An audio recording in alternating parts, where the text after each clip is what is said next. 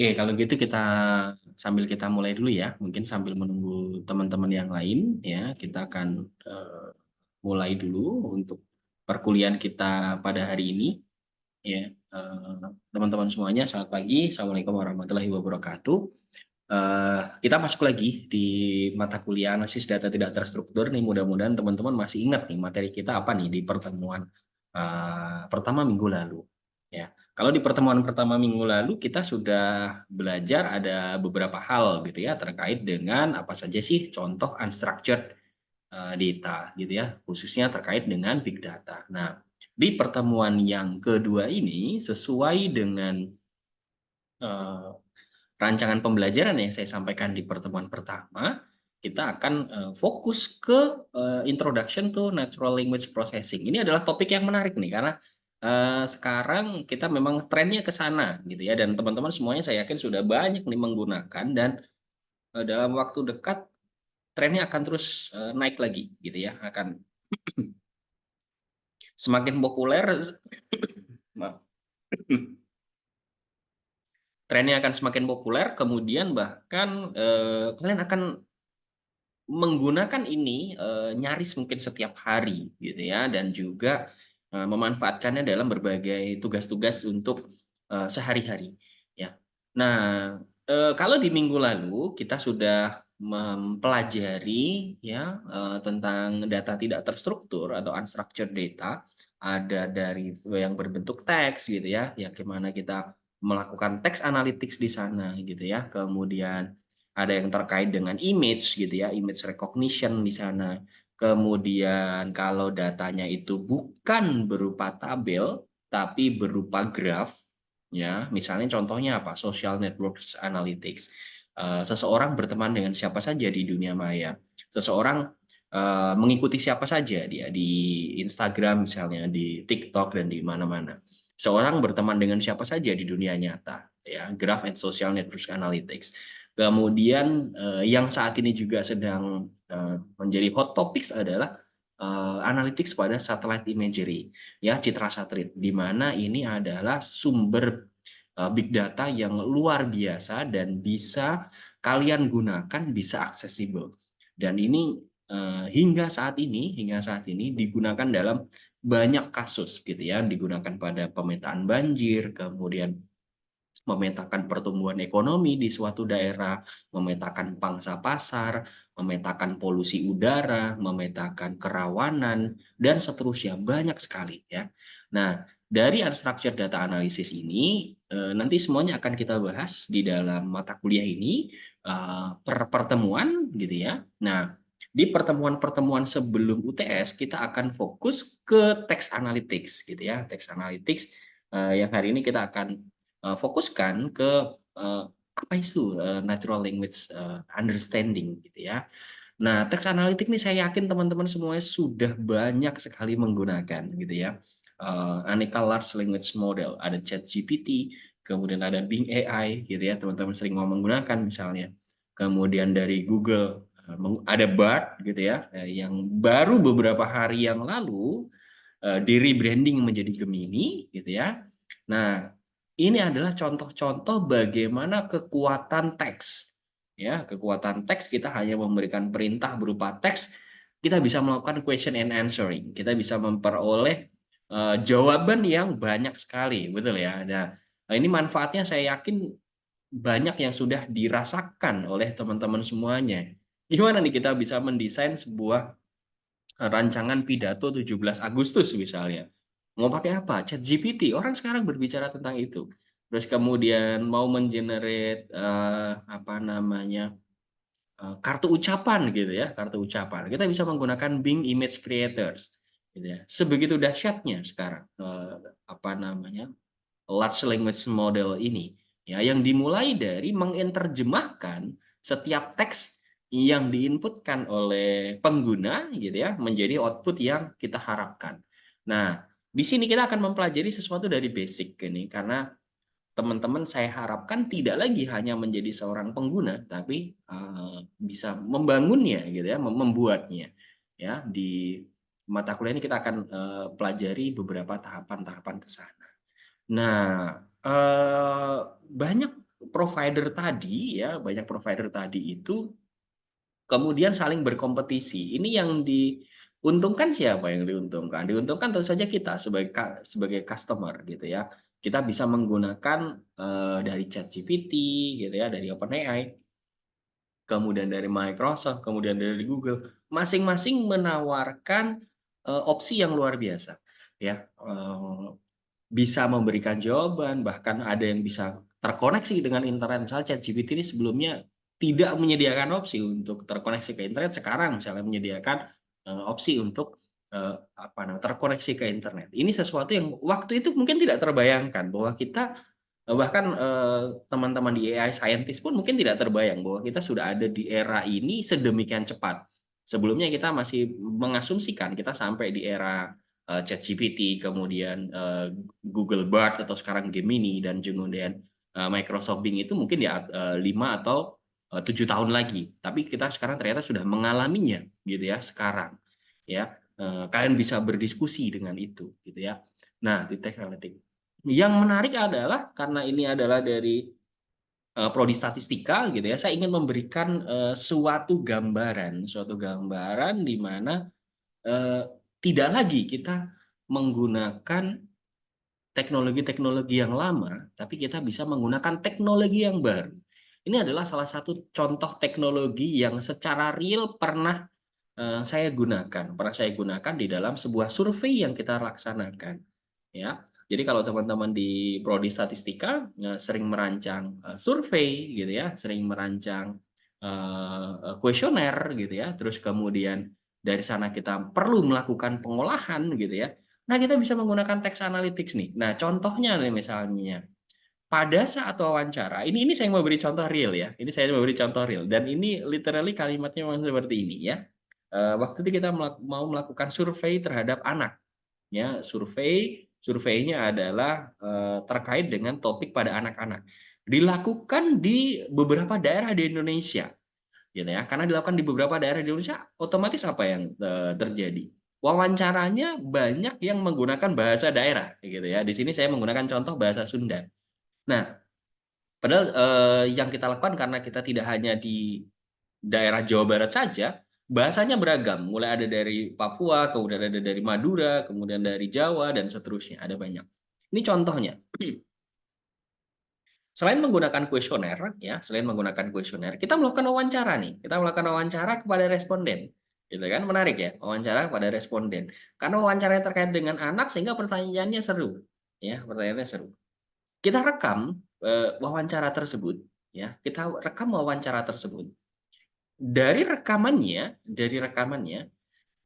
Rekaman berbentuk apa teman-teman semuanya? Berbentuk audio, betul ya? Rekaman berbentuk audio. Dari rekaman yang berbentuk audio, kita bisa menugaskan sebuah tools atau software untuk menyalin, gitu ya, menyalin dari teks yang audio tadi menjadi teks, sehingga kita memperoleh apa? Transkrip wawancara. Nah, ini kebetulan waktu itu kita lakukan di 2021. Ya, kita lakukan di 2021 dan ini real contohnya. Ya, kita melakukan rekaman, kemudian kita menggunakan sebuah tools sehingga kita memperoleh transkrip wawancara. Nah, menarik ya, karena kita tidak perlu lagi menulis secara manual, gitu ya. Nah, contohnya nih, interviewernya dia menanyakan ini, pertanyaan di dalam bahasa Sunda. Ya, kemudian respondennya juga menjawab di dalam bahasa Sunda, gitu kan. Nah, ini contohnya. Contoh. Apakah semuanya pasti betul? Belum tentu, gitu ya. Tapi mayoritas betul, ya, kekuatan dari software-nya. Terus kemudian dari transkrip yang sudah ada, karena ini masih berbahasa daerah, kita menggunakan lagi tools natural language processing, text analytics ini untuk melakukan translasi atau penerjemahan dan juga pelabelan. Ya, penerjemahan dan juga pelabelan. Karena di dalam wawancara mungkin ada yang pertanyaan-pertanyaannya tidak terkait dengan anak, gitu ya, sehingga harus kita tandai mana yang terkait dengan anak dan mana yang tidak. Ini kebetulan penelitian kami adalah terkait dengan anak, gitu ya. Nah, ada 2 hal yang kita, peroleh. Ini contoh hasil terjemahannya, ya, contoh hasil terjemahannya. Padamelan sadi dintenna naon Bu? Gitu ya. Nah, tanya. Diterjemahkan, pekerjaannya sehari-harinya apa Bu? Gitu ya.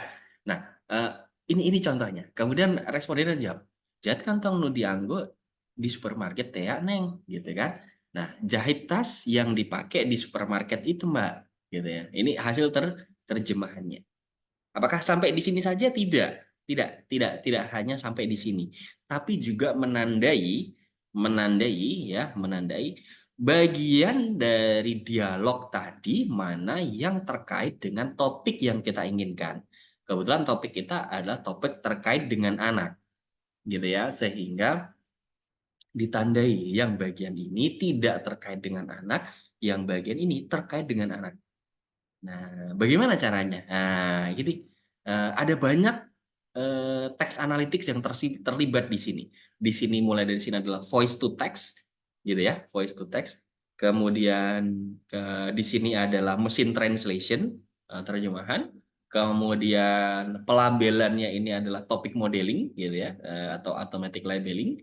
Kemudian sehingga kita bisa memperoleh, dari sini transkrip wawancara dari survei yang khusus terkait dengan anak, sehingga siap untuk kita olah. Nah, ini masa depan survei kita, ya, masa depan survei kita. Dan memungkinkan nggak kalau misalnya seperti ini dilakukan bukan oleh manusia lagi, ya, wawancaranya bukan oleh manusia, jadi, oleh bot. Memungkinkan sekali, karena saat ini teman-teman kalau misalnya berbelanja di marketplace atau di tempat lain, apa yang kalian lakukan ketika kalian ingin melakukan komplain, ya? Mayoritas misalnya mengontak akan dijawab oleh siapa? Bot, gitu kan. Nah, di beberapa, negara sudah mengimplementasikan di mana wawancara itu dilakukan oleh bot. Di Indonesia beberapa sudah ada. Nah, ini salah satu, contoh di mana kita bisa menggunakan hal tersebut. Ya, ini masa depan. Jadinya, teman-teman, kita siapkan juga gitu ya, bahwa tahu, ini yang, ke depan akan menjadi, trennya gitu ya. Nah, dari sini kita menjadi tahu nih, betapa bermanfaatnya, text analytics. Nah, sehingga, kita akan pelajari dulu dari basic-basic-nya ya. Basic dari text analytics adalah natural language processing atau, pemrosesan bahasa alami dalam bahasa Indonesia. Maknanya apa? Maknanya ini adalah disiplin ilmu ya teman-teman semuanya yang mempelajari metode untuk kita bisa memanipulasi, ya, memanipulasi bahasa manusia. Ya, memanipulasi itu artinya apa saja yang dilakukan dimanipulasi. Satu, mengubahnya ke bentuk lain, gitu ya, mengubahnya ke bentuk lain. Misalnya tadi dari suara ke teks, gitu kan, atau dari teks nanti ke suara, itu kan memanipulasi, mengubah. Yang kedua adalah, bentuk contoh memanipulasi adalah menerjemahkan, gitu kan, menerjemahkan. Yang ketiga contohnya adalah memberi label, gitu kan, atau mengelompokkan berdasarkan topik. Nah, ini contoh manipulasi, bukan manipulasi dalam arti negatif, tapi mengolah, gitu ya, bahasa manusia atau data yang menyerupai bahasa manusia, baik dalam bentuk tulisan atau teks, berbentuk ucapan atau voice, maupun data lain yang terorganize, ya. Nah, sehingga yang menjadi pembahasan adalah bukan bagaimana bahasanya itu kita input atau kita masukkan ke dalam sebuah program atau software, tapi lebih bagaimana, ya, nanti yang akan kita pelajari adalah bagaimana kita bisa mengartikan suatu bahasa atau mengcopy atau mengambil informasi dari kalimat pada bahasa tersebut. Nah, karena teks ini adalah, tidak terstruktur sehingga kita perlu teknik tersendiri gitu ya. Nah, kita akan pelajari secara menyenangkan di dalam mata kuliah. Oke. NLP atau Natural Language Processing itu secara umum dibagi ke dalam 2 subbidang yang sebenarnya saling beririsan juga atau bisa kita sebut tumpang tindih, tapi overall kita bagi menjadi 2. Yang karena processing gitu ya, itu ada 2. Satu, natural language understanding. Understanding berarti memahami gitu ya, memahami bahasanya. Yang kedua adalah natural language generation, mengenerate ya, mengenerate teks. Nah, sekarang Kalau dulu ya, natural language processing kita fokusnya ke understanding. Fokusnya sama apa? Analisis semantik, menentukan makna dari teks yang diinginkan. Ini contoh-contoh penggunaannya adalah misalnya pada, apakah suatu kalimat gitu ya, apakah suatu kalimat itu maknanya positif atau negatif atau netral. Nah, karena sekarang habis, pemilihan umum, pemilihan presiden gitu ya, di sosial media, opini-opininya berkembang banyak gitu ya, opininya berkembang. Ada yang positif, ada yang negatif, ada yang netral gitu ya. Itu bagian dari kalau kita mengamati, kita bisa menganggap ini sebagai natural language understanding. Apakah tweet seseorang ini sentimennya positif atau negatif, gitu ya. Tidak lagi secara manual dibaca oleh manusia, tapi kita bisa membuat program di sana, ya, memahami. Yang kedua adalah yang ini, tadi saya ceritakan, tentang ChatGPT dan seterusnya.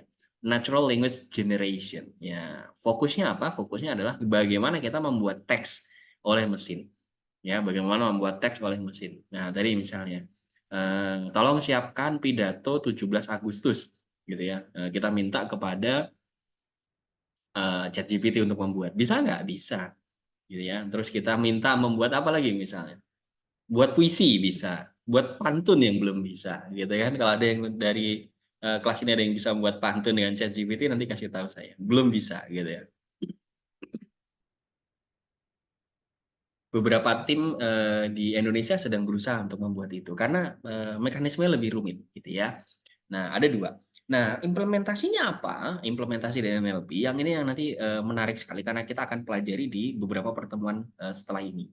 Yang pertama adalah sentimen analisis. Sentimen analisis ini mengelompokkan rasa atau mengelompokkan feels dari suatu kalimat. Ya, misalnya, apakah tweet seseorang ini, sentimennya positif, negatif, ataukah netral, gitu ya. Kita seringkali berinteraksi dengan ya, kita seringkali berinteraksi dengan, di dunia maya gitu ya, di dunia maya misalnya, saat ini ada banyak kompetitor kita, misalnya kompetitor suatu perusahaan. Misalnya kita memiliki suatu perusahaan, yang bergerak di bidang kesehatan, gitu kan. Sehingga kita memiliki ya, website untuk, perusahaan kita, gitu kan. Dan juga misalnya kita memiliki akun juga di Google Maps, yang mana orang bisa mereview, betul ya? Orang bisa mereview, bisa memberikan rating, bisa memberikan komentar. Gitu kan. Seorang pengusaha yang baik tentu saja berharap bahwa, sentimennya secara umum positif, gitu kan. Yang sentimennya negatif, harapannya apa? Menjadi feedback untuk mereka melakukan perbaikan. Juga sekaligus mempelajari kalau kompetitor-kompetitornya seperti apa, ya. Apakah mereka mendapatkan positif, negatif, atau netral. Kalau kompetitornya dapat, sentimen yang negatif, wah ini kesempatan. Ya, perusahaan kita bisa menawarkan layanan yang lebih baik, misalnya, seperti itu. Nah, tapi jumlah komentar di dunia maya luar biasa banyaknya, ya. Jumlah komentar yang mengomentari misalnya di sosial media luar biasa banyaknya. Apakah itu mau kita lakukan labelkan secara manual satu persatu? No, tidak mungkin. Ya, sehingga, dengan menggunakan natural language processing, dalam hal ini kita menggunakan teknik sentimen analisis ya, kita bisa mengelompokkan itu secara otomatis teman-teman semua, ya secara otomatis. Ya, positif kah, negatif, ataukah netral. Sampai saat ini kita bisa, ini mumpung masih rame-rame juga gitu kan. Nah, itu bisa kita peroleh. Next berikutnya adalah seberapa populer suatu terminologi itu digunakan. Ya, ini kita biasa wujudkan dalam bentuk word cloud. Ini contohnya. Ini contoh real dari apa hasil percakapan kita dengan responden anak, gitu kan. Hal apa yang ternyata paling populer pada anak-anak? Gitu. HP, main, gitu kan, TV. Wah ini populer sekali buat anak-anak, gitu kan. Nah, populer sekali. Ada beberapa hal kecil yang mungkin tidak begitu populer. Artinya semakin populer suatu topik, semakin populer suatu kata, semakin populer suatu term, kita representasikan, ukurannya semakin besar. Ya, sehingga kita bisa tahu term apa yang lebih populer saat ini, gitu ya. Nah, next berikutnya yang, tidak kalah seru adalah, NER gitu ya, Name Entity Recognition. Name Entity Recognition. Jadi ini bagian dari natural language understanding. Jadi kita memahami apa sih ya apa namanya konten dari suatu paragraf. Mungkin beberapa di antara kalian mungkin ada yang heran, gimana sih cara kerjanya ChatGPT kok saya bisa chatting sama dia, dia bisa membalas, mengerti perkataan saya. Ya, tolong buatkan pidato 17 Agustus sama ChatGPT dibuatin. Nah, kemudian kita bilang lagi, tolong buatkan yang nuansanya lebih casual atau info. Maaf.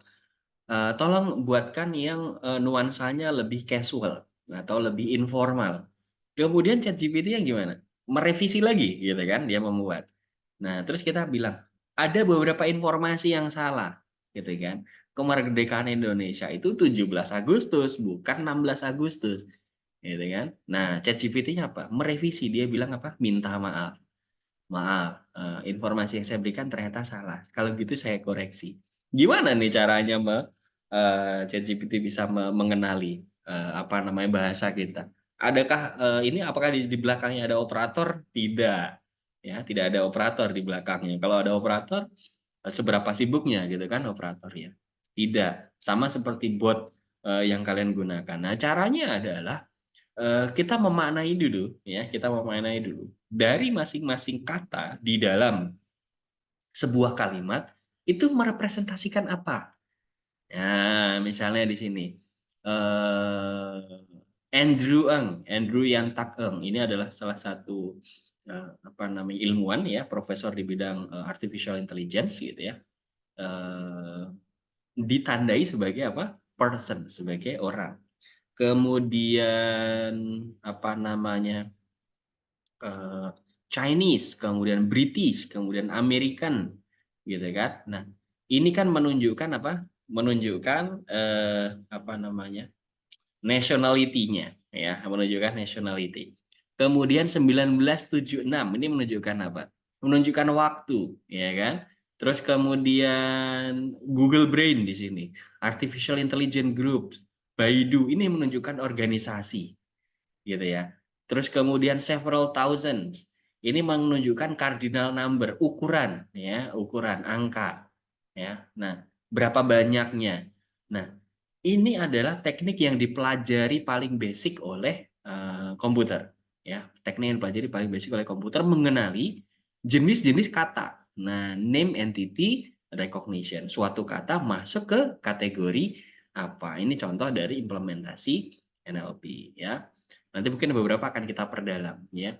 Kemudian contoh lagi adalah information retrieval. Information retrieval ini tiap hari teman-teman gunakan. Contohnya, kalian menggunakan Google ya, kalian menggunakan Google bertanya gitu ya, apa mencari menggunakan query di Google. Eh, apa ya misalnya ya, kos-kosan gitu kan, Margonda murah misalnya, kan gitu ya. Nah, kemudian apa yang diberikan oleh Google? Dia akan memberikan list, gitu kan, memberikan list halaman-halaman yang direkomendasikan yang kira-kira berkaitan dengan query yang ditanyakan. Kos-kosan, Margonda murah, gitu kan, ada daftarnya. Atau teman-teman masuk ke marketplace, misalnya marketplace. Di marketplace misalnya ingin membeli barang sesuatu, sepatu olahraga, gitu kan, nyebutkan mereknya misalnya, kan muncul tuh, betul ya, muncul. Ini adalah teknik information retrieval. Ya, jadi bagaimana query yang disebut sebagai pertanyaan oleh si manusia tadi kemudian diolah, dikaitkan dengan pencarian dia di database. Nah, ini ada teknik tersendiri nanti ya. Bagaimana mengkonversi gitu ya, mengkonversi ini nanti akan kita pelajari ya. Beberapa akan kita pelajari. Bagaimana kita mengkonversi dari suatu kata kunci atau keywords atau query kemudian dicari ke dalam database ada atau tidak gitu kan, kos-kosan Margonda murah ada nggak, ternyata nggak ada gitu ya, tapi harusnya banyak. Nah, kalian mencari sesuatu di marketplace kan juga ya, mungkin ada, dan bahkan mungkin pada saat kalian melakukan pencarian di marketplace atau pencarian di Google ya teman-teman semuanya, belum selesai kalian mengetik sudah ada rekomendasinya gitu ya, betul ya, misalnya misalnya mau mencari apa, jam dinding gitu kan, jam dinding Manchester United gitu misalnya ya. Baru ngetik jam dinding ternyata ada rekomendasi Manchester United gitu. Kenapa Manchester United? Karena Manchester United sekarang sedang populer, sering menang terus misalnya. Gitu ya. Nah, ini adalah teknik-teknik information retrieval yang berkaitan dengan bagaimana kita memahami apa kondisi teksnya. Nah, oke. Nah, bagian NLP sendiri yang nanti akan kita pelajari beberapa pertemuan ya, adalah kita akan membagi beberapa permasalahan di dalam, pemrosesan bahasa alami. Karena memahami bahasa alami susah, ya, jangankan komputer memahami bahasa manusia. Sesama manusia aja memahami bahasa manusia susah, gitu kan. Ya, contohnya misalnya, "Mau makan apa? Terserah." Nah, ini susah nih menjawabnya. Nah, memahami bahasa alami manusia itu susah bagi komputer, sehingga kita perlu, define dengan jelas. Yang pertama adalah bagaimana kita memproses naskah yang tertulis. Ini lebih mudah, menggunakan pengetahuan tentang leksikal, ya, kemudian sintaksnya serta semantiknya. Leksikal itu artinya makna menurut kamus, ya. Sintaks itu berarti urutan di dalam kalimat. Semantik itu adalah makna dari sebuah kata dilihat dari konteksnya. Nah, misalnya, eee, kalau kamu mencari yang banyak bisanya, cari ular saja. Nah, contohnya, kalau kamu mencari yang banyak bisanya, cari ular saja, karena saya nggak bisa apa-apa. Nah, ini konteksnya kan sama-sama kata bisa nih, ya, konteksnya berbeda. Bisa artinya dapat, ya. Kalau kamu mencari yang banyak bisanya, cari ular saja karena saya nggak bisa apa-apa. Bisa yang salah satu adalah maknanya adalah racun, bisa salah satu adalah maknanya dapat. Nah, berarti kan, kalau dari kata bisa saja secara leksikal atau secara kita melihat ke kamus, ada 2 makna nih, yang mana nih kita harus melihat konteksnya, semantik. Nah, nanti akan kita, pelajari ya. Yang kedua adalah memproses bahasa lisan. Nah, kalau bahasa naskah tertulis umumnya apa yang problem yang kita hadapi? Umumnya adalah bahasanya relatif lebih formal, satu, yang kedua lengkap, yang ketiga strukturnya jelas, yang keempat adalah rapi. Nah, sedangkan kalau bahasa lisan tidak. Ya, bahasa lisan mungkin menggunakan dialek masing-masing. Ada yang menggunakan bahasa gaul ya. Nah, ada yang bahasanya disingkat-singkat dan seterusnya. Sehingga lebih sulit memahami bahasa lisan daripada bahasa tertulis. Tapi tadi jangan khawatir teman-teman. Tadi saya berikan contoh misalnya kita melakukan rekaman pada saat wawancara pun itu kan bahasa lisan.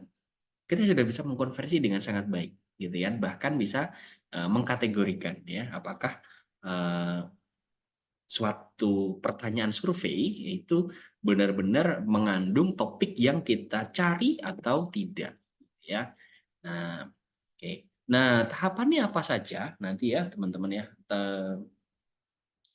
permasalahan yang akan kita hadapi kalau kita melakukan natural language processing itu ada beberapa permasalahan. Satu satu ya, suatu kalimat seringkali nggak lengkap gitu ya, nggak lengkap. Kenapa nggak lengkap? Karena tidak ada informasi yang jelas atau lengkap. Nah, nanti di pertemuan-pertemuan setelah ini saya akan menunjukkan permasalahan ini akan menjadi lebih berat ketika kita sudah berbicara pada bahasa lain selain bahasa Indonesia. Contohnya bahasa Jepang. Bahasa Jepang memang dirancang untuk kalimatnya tidak lengkap. Gitu kan. Nah, misalnya, apa namanya, kalau di dalam bahasa Indonesia misalnya, saya, eee, saya makan, gitu kan, saya makan. Ya, kalau di dalam bahasa Jepang mungkin cukup taberu, ya, taberu. Taberu itu artinya apa? Makan. Siapa yang makan? Nggak ada, nggak disebutkan. Kita diminta untuk melihat konteksnya, siapa yang makan? Yang bilang siapa? Yang bilang saya, ya. Jadi kalau saya makan di dalam bahasa Indonesia, subjeknya jelas, predikatnya jelas, ya. Tapi di dalam beberapa bahasa, misalnya di dalam bahasa Jepang, predikat saja cukup, subjeknya nggak usah. Nah, ini baik bahasa tertulis maupun bahasa lisan, sama. Nah, sehingga suatu kalimat seringkali nggak lengkap, ya, baik karena memang informasinya tidak lengkap atau memang struktur bahasa tersebut ternyata memang tidak lengkap. Nah, ini menarik. Nanti kita akan pelajari di pertemuan setelah ini ya, bagaimana kita cara mengatasinya serta bagaimana memaknainya. Kemudian satu kalimat bisa memiliki lebih dari satu pengertian dalam konteks yang berbeda. Nah, ambigu. Nah, ambigu. Sehingga cukup sulit gitu ya untuk, menerjemahkannya, ya, menerjemahkannya. Yang ketiga adalah tidak ada program pemrosesan bahasa alami yang cukup lengkap. Kenapa? Karena bahasa selalu berkembang. Bahasa selalu berkembang dan kosakata selalu bertambah. Sebagai informasi untuk kalian bahwa natural language processing ini di dunia, ya bahasa di dunia kan banyak sekali, ribuan bahasanya. Tapi hingga saat ini yang sudah berkembang cukup lengkap baru di bahasa Inggris, diikuti oleh bahasa Spanyol dan bahasa Mandarin. Kenapa? Yang penuturnya banyak dan ilmuwannya banyak, gitu ya. Dipakai oleh lintas negara, ilmuwan lintas negara. Bahasa Indonesia tantangannya masih banyak, bukan karena susah, karena kalau susah itu relatif. Tapi apa? Harus lebih banyak ilmuwan yang berkecimpung di sana dan harus lebih banyak dokumen yang tersedia, gitu ya. Sehingga masa depannya ini masih lebih luas lagi. Mungkin kalian juga bisa memahami bahwa di dalam penerjemahan ada yang kurang pas, gitu ya, dan seterusnya. Yang keempat adalah bisa terdapat lebih dari satu cara atau lebih dari satu kalimat untuk mengungkapkan hal atau maksud yang sama. Nah, sehingga apa? Kita perlu beberapa tahapan atau proses. Nah, tahapan atau proses ini ya, kita untuk melakukan memproses bahasa alami, kita perlukan setidaknya nanti 5 langkah, yang nanti akan kita pelajari satu persatu di dalam, pertemuan-pertemuan berikutnya. Jadi di, kelas ini, di mata kuliah ini kita belajar yang menyenangkan-menyenangkan dan mungkin berbeda dengan di mata kuliah, yang lain karena kita akan melihat sesuatu yang tidak terstruktur, ya. Yang pertama adalah analisis morfologi. Di tahap ini kita melakukan analisis untuk setiap kata dan komponen yang dimiliki oleh tiap kata tadi. Komponen dari kata kita menyebutnya sebagai token. Nah, komponen dari kata disebut sebagai token. Misalnya ada spasi, ada tanda baca, ada tanda pemisah, tanda baca itu tanda seru dan seterusnya, gitu kan. Nah, misalnya nih, kalau misalnya ada satu kalimat biasa aja, eee, "Kamu pergi," atau "Rudi pergi," misalnya. Ada kalimat "Rudi pergi." Rudi pergi, dengan tanda titik, dengan Rudi pergi tanda tanya, dengan Rudi pergi tanda seru, maknanya beda atau tidak? Beda.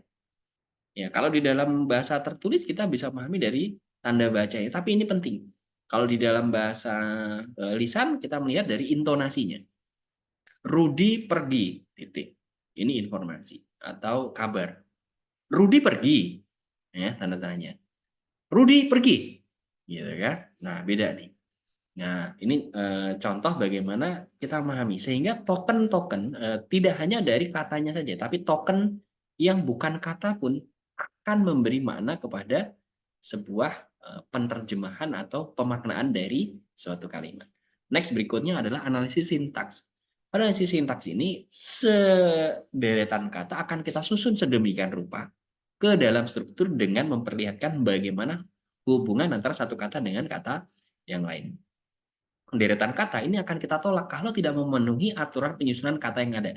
Contohnya, di dalam bahasa Indonesia kita memiliki SPOK, subjek, predikat, objek, dan keterangan. Boleh nggak kalau misalnya predikat dulu baru subjek?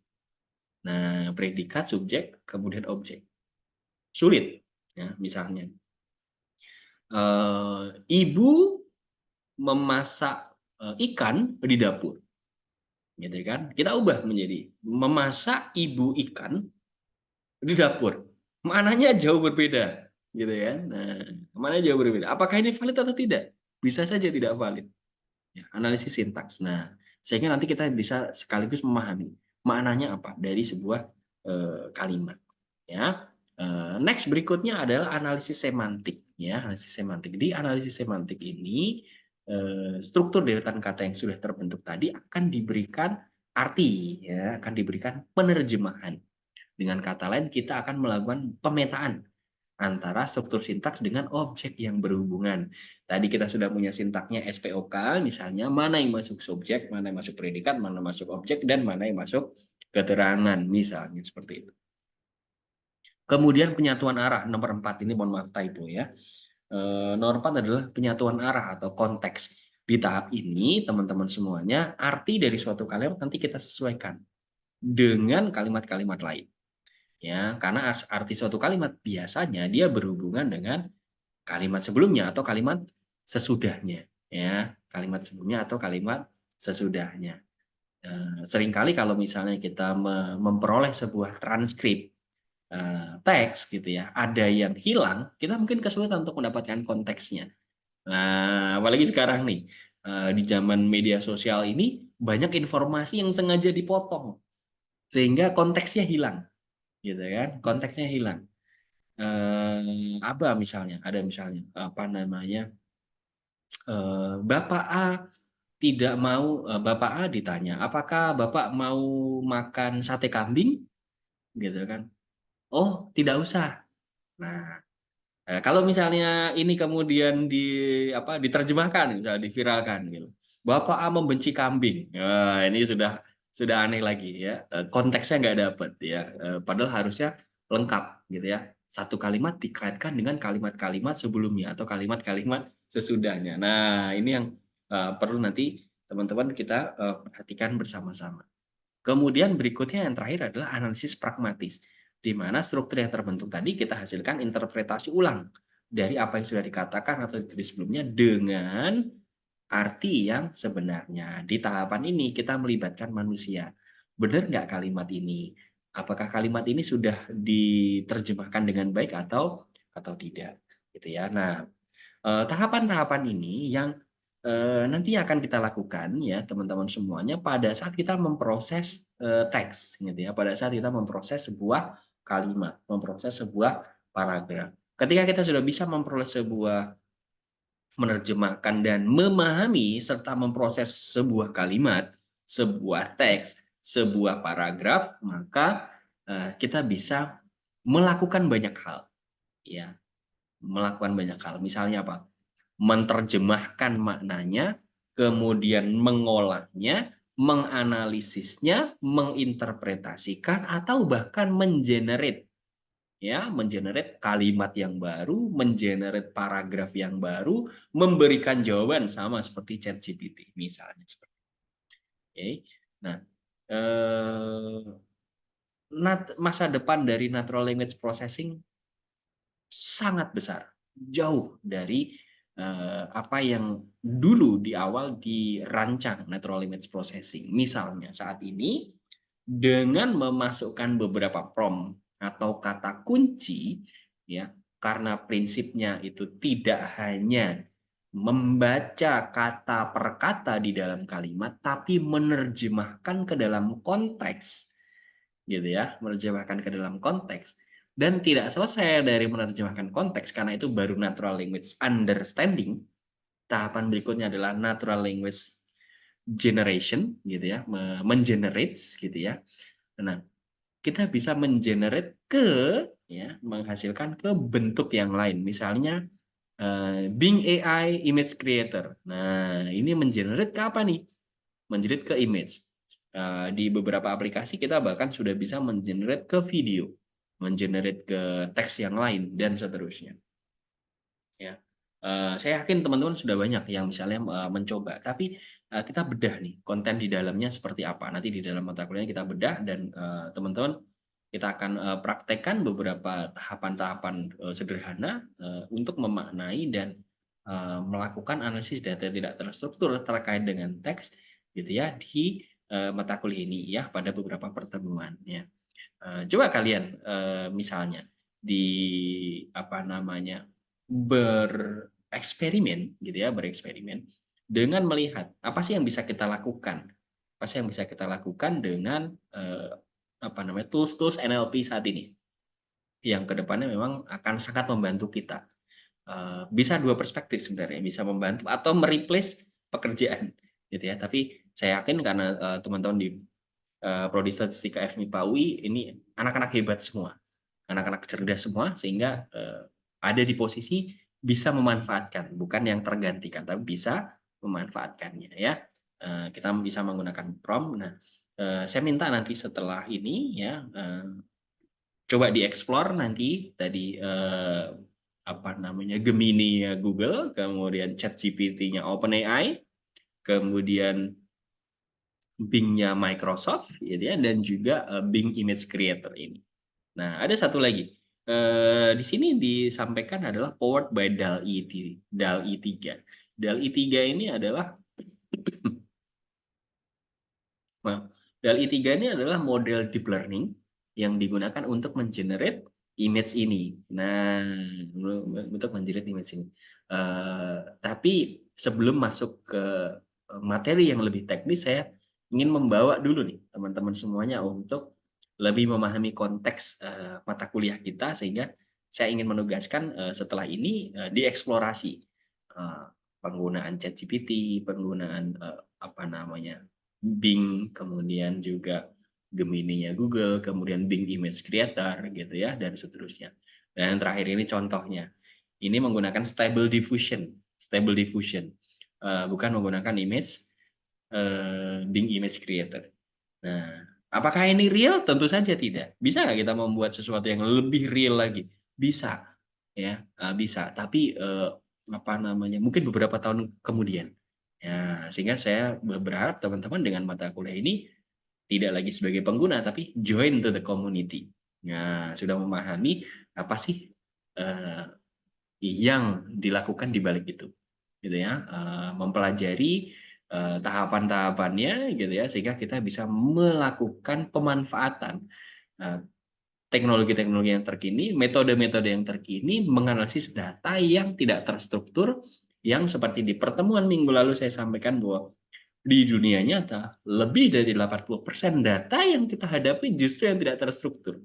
Contohnya adalah teks, gitu ya. Dan dari teks kita bisa mengenerate banyak sekali data yang lain, ya, melalui large language models, gitu ya. Ini contohnya.